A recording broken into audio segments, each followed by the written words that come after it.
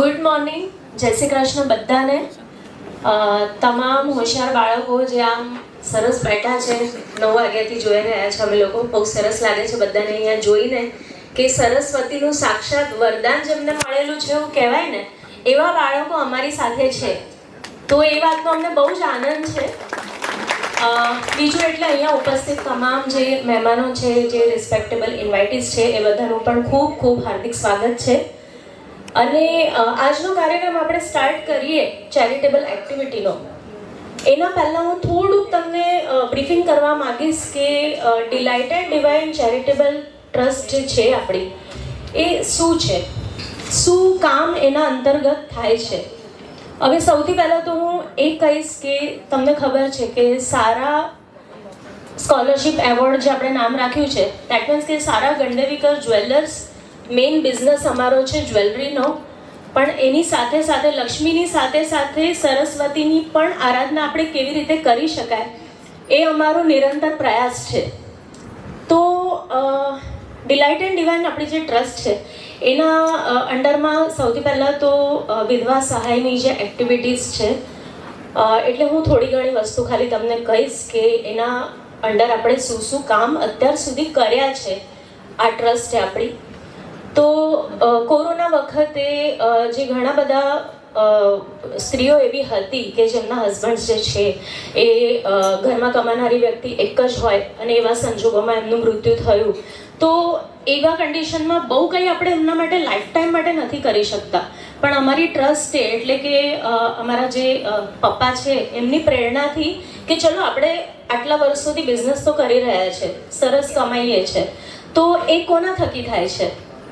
તો જે સમાજ છે કે લોકો છે એમના પાસેથી જ આપણે બિઝનેસથી કમાઈએ છીએ. તો હવે વખત છે કે આપણાથી એમના માટે શું થઈ શકે.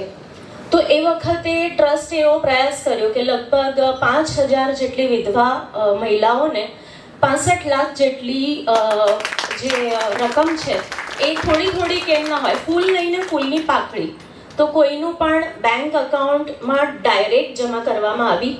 કોઈના મોઢા આપણે જોયા નથી, કોઈને અહીંયા બોલાવવામાં નથી આવ્યા કે આ રીતનો કોઈ પણ પ્રોગ્રામ આપણે કર્યો નથી એના માટે. બીજી વસ્તુ કે આ ટ્રસ્ટ હેઠળ લગભગ ગામડાઓમાં 30 થી 40 ગામડાઓમાં, વડોદરાની આસપાસ જેટલા પણ આપણા ગામડાઓ છે, તો ત્યાં આગળ અમારી અહીંયાની જે ટીમ છે એ જાતે જઈને menstrual health and hygiene related, કારણ કે શહેરની મહિલાઓ હોય ને એ થોડીક બોલ્ડ હોય, કંઈક પ્રોબ્લેમ હોય એમને તો તરત જ એ લોકો એક્સપ્રેસ કરી શકે કે ભાઈ મને આ તકલીફ છે, પણ એ લોકો નથી બોલી શકતા અને એમને ઘણી ખરી વસ્તુની ખબર પણ નથી હોતી. તો એના વિશે એમને થોડુંક સમજાવવું, જ્ઞાન આપવું, તો એવો પણ અમારો પ્રયાસ હોય છે. તો અમારી ટીમે એ કામ પણ કર્યું છે કે ત્યાં જઈને એમને થોડુંક એમની પ્રોબ્લેમ શું છે એને સમજે, થોડુંક એમને ગાઈડલાઈન આપે કે ભાઈ તમને આ વસ્તુ હોય તો તમે આ રીતે કોન્ટેક્ટ કરી શકો ગાયનેકનો કે આ તે, એ બધું કામ પણ આપણે કર્યું છે. તે સિવાય આપણે લગભગ 2 વર્ષ પહેલાં વિવાયો સાથે મળીને 25 લાખ જેટલી અમાઉન્ટ થેલેસેમિયાનો જે કેમ્પ હોય છે તો તેના માટે પણ આપણે ડોનેટ કરી કે જે થેલેસેમિયાના જે પેશન્ટ્સ હોય તો એમને આપણા તરફથી કંઈક મદદ થઈ શકે, તો એમના ટેસ્ટ થઈ શકે, એના માટે પણ આપણા ટ્રસ્ટે ઘણો બધો પ્રયાસ કર્યો. તેના પછી તમને ખબર જ છે જે 10માના જે અને 12માના જે હમણાં જે બાળકો અહીંયા બેઠા છે એમને ખ્યાલ છે કે 10thમાં પણ એ કદાચ અહીંયા આવ્યા જ હશે સ્કોલરશિપ માટે. તો અત્યાર સુધી લગભગ 12 વર્ષથી આપણે આ પ્રવૃત્તિ કરી રહ્યા છે દર વર્ષે. તો લગભગ મારા ખ્યાલથી 7,000 જેટલા બાળકોને નહીં તો પણ 7 કરોડ જેટલી અમાઉન્ટ અત્યાર સુધી 12 વર્ષમાં ડોનેટ થઈ ચૂકી છે. એટલે દર વર્ષે અમારો પ્રયત્ન હોય છે કે મેક્ઝિમમ કેટલા જણાને આપણાથી હેલ્પ થઈ શકે. તો એ પ્રમાણે લગભગ 60 થી 65 લાખ જેટલી રકમ દર વર્ષે જેટલા પણ બાળકો અહીંયા ફોર્મ ભરે છે તો અમારો પ્રયત્ન હોય છે કે કોઈ પણ ખાલી હાથે ન જાય. નો ડાઉટ કે આજે 4,000, 5,000, 7 કે 9,000થી તમારું આખું ભવિષ્ય અમે નથી સુધારી શકવાના, પણ એક નાનો પ્રયાસ છે કે થોડુંક આપણાથી શું થઈ શકશે એમના માટે, અથવા તો તમે જે મહેનત કરી છે તો એના માટે એપ્રિશિએટ કેવી રીતના કરવું. તો એ એક આપણી સંસ્થાનો પ્રયત્ન છે ડિલાઇટ એન્ડ ડિવાઇન ચેરિટેબલ ટ્રસ્ટનો. અને બીજું એટલે જેવી રીતે હમણાં સરે તમને બધાને કીધું કે એક ઉંમર જે હોય ને આ 10મા 12માની કે એનાથી નાની ઉંમરની, તો થોડુંક એ વખતે આપણે સમાજને સમજતા હોઈએ કે લોકો કેવા હોય છે. એ ટાઈમિંગ એવો હોય કે તમારો બહારના લોકો સાથે થોડો સંબંધ આવે કે કોણ વ્યક્તિ કેવી છે, શું છે.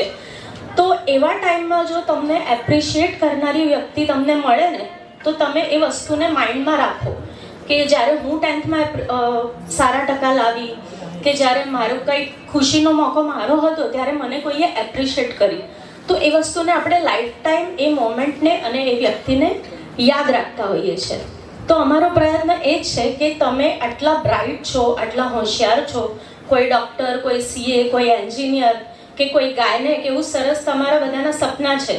કાલે ઉઠીને જ્યારે આ લેવલ ઉપર તમે પહોંચશો જ, તો એ વખતે ખાલી એટલો પ્રયત્ન કરજો કે જેમ ડિલાઇટ એન્ડ ડિવાઇન તમને કંઈક એપ્રિશિએટ કરવામાં મદદરૂપ થાય છે, અથવા તો અમારી જે ભાવના છે કે તમને એપ્રિસિએશન કરીએ, કે પછી તમારી જે મહેનત જે છે એનું કંઈક બધાની વચ્ચે સરસ આપણે ઉજવીએ, જેને કહેવાય સેલિબ્રેટ કરીએ. તો તમે પણ આગળ જઈને એવો પ્રયત્ન કરજો કે આગળ કોઈની હેલ્પ કરી શકો જ્યારે તમે કેપેબલ થઈ જાઓ. અને આટલા હોશિયાર છો, આટલા મોટા તમારા સપના છે અને એ પૂરા થવાના જ છે, તો પછી એવો ઇન્ટેન્શન આગળ જતાં રાખજો જેથી કરીને આપણો આગળનો જે સમાજ છે ને એ બહુ જ મજબૂત બને, અને ત્યારે પણ એવા લોકો સમાજમાં દેખાય કે જે બીજાની હેલ્પ કરવા માંગે છે. તો વધારે કંઈ મારે નથી કહેવું, બસ મારે આટલું જ કહેવું હતું. એક અમારો જે ઇન્ટેન્શન છે, ડિલાઇટ એન્ડ ડિવાઇન જે ટ્રસ્ટ છે એ શું ઈચ્છે છે આવનારી ફ્યુચર જનરેશન પાસેથી, એક મારે કહેવું હતું. અને આપણા ટ્રસ્ટ તરફથી શું એક્ટિવિટીઝ થાય છે એટલું જ મારે કહેવું હતું.